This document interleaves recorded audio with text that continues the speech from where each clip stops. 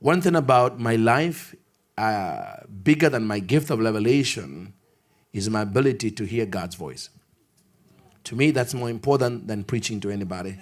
Who cares how you dazzle people if you can listen to the one who's in charge of everything?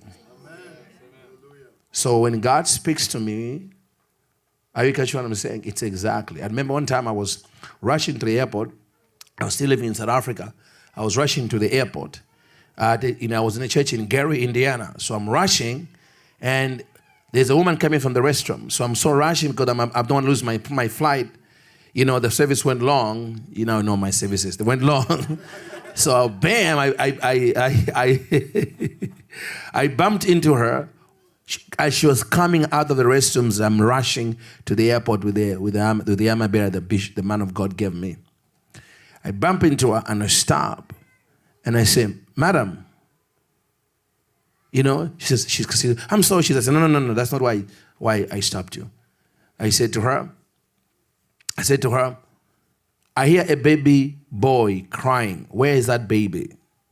She says, "Crying because her fallopian tubes are messed up." She's been told, "You never have a child. There's no way to deliver a child. Your fallopian tubes are completely messed up." Shut up.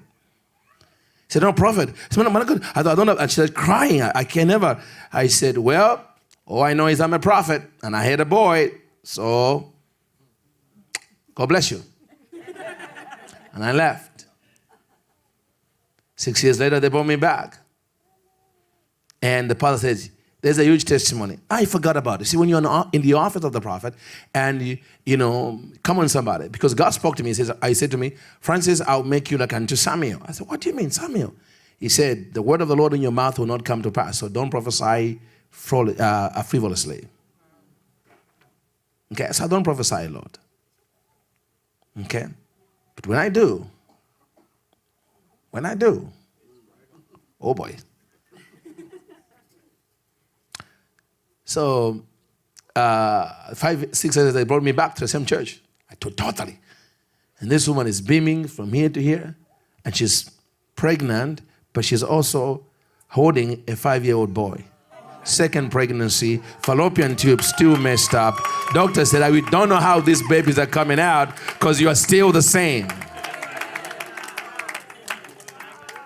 You think that men understand bypass and God does not understand bypass?